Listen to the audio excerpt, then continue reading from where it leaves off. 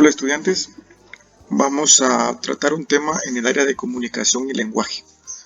Antes de entrar al tema principal, voy a hacer un pequeño repaso sobre lo que es el núcleo del sujeto y núcleo del predicado, para que recordemos este tema.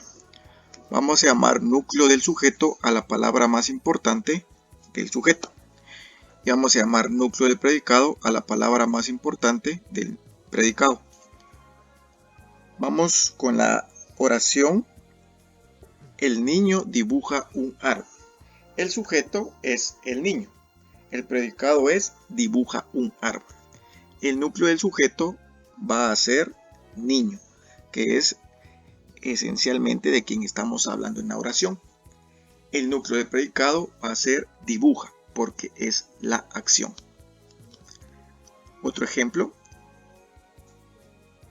La cocinera hizo el pastel. Cocinera va a ser el núcleo del sujeto, que es de quien estemos hablando en la oración.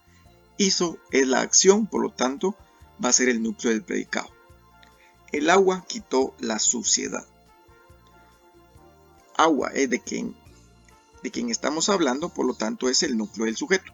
Quitó es el verbo, es la acción, por ello va a ser el núcleo del predicado.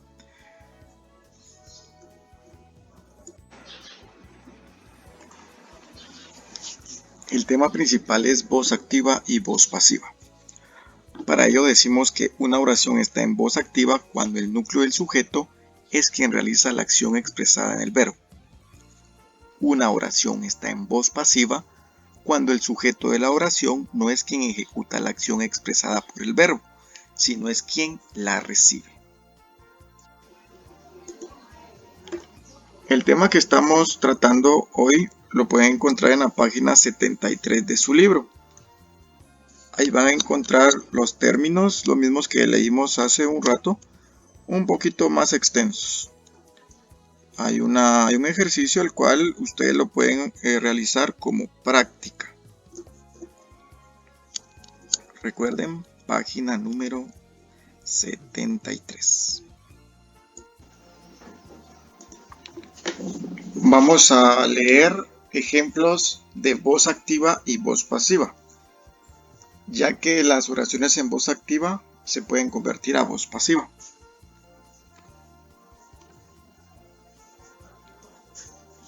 La siguiente oración está en voz activa. Patricia ayuda a Luis.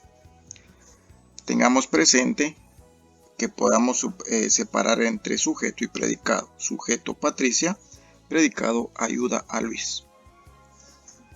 Al convertirlo a voz pasiva, queda de la siguiente manera. Luis es ayudado por Patricia.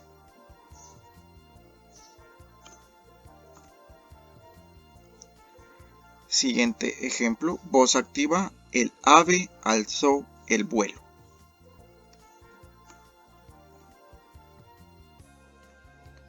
Voz pasiva, el vuelo fue alzado por el ave. Voz activa, Byron escribe una carta. Voz pasiva, una carta es escrita por Byron. Voz activa, Eloísa teje un suéter lindo. Voz pasiva, un suéter lindo es tejido por Eloísa. Voz activa, muchas personas siguen una dieta. Voz pasiva, una dieta es seguida por muchas personas. Voz activa, algunas personas poseen factores genéticos determinantes. Voz pasiva, factores genéticos determinantes son poseídos por algunas personas. Con esto terminamos los ejemplos. Quiero que presten atención a la siguiente explicación, para que no cometan el error que regularmente se comete al convertir una oración de voz pasiva a voz activa. El error regularmente es el siguiente. Se piensa de que convertirlo a voz pasiva se trata de cambiar el orden del sujeto y el predicado, colocando esta parte del predicado al inicio, el verbo lo dejan como está en voz activa y el sujeto es colocado al final. Esto es incorrecto. La forma correcta es la siguiente. Aquí encontramos la voz pasiva. Una carta es escrita por la niña. Esto es lo correcto. Recordemos, voz activa, la niña escribe una carta. Voz pasiva, una carta es escrita por la niña.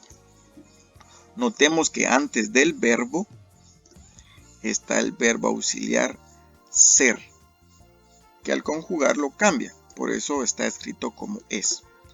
Es cierto que la parte del predicado está escrita al inicio, el sujeto está al final, pero la clave es que estamos utilizando el verbo auxiliar ser, y el verbo que aquí teníamos como escribe, ahora cambia la manera de estar escrita. Por eso es que aquí sí está correcto, es en voz pasiva. Vamos al siguiente ejemplo. Aquel gato bebe agua de la fuente. Esta va a ser la voz activa. La forma incorrecta sería el agua de la fuente bebe aquel gato. Esto es incorrecto. La forma correcta es el agua de la fuente es bebida por aquel gato. Otra vez encontramos el verbo auxiliar ser antes del verbo. Hay que tener mucho cuidado también que este verbo puede estar en pasado, en presente o en futuro. Tenemos que fijarnos cómo está escrita la oración en voz activa para no confundirnos al momento de escribir el verbo auxiliar. Espero que esta explicación les quede clara para que no cometan el error al resolver la tarea.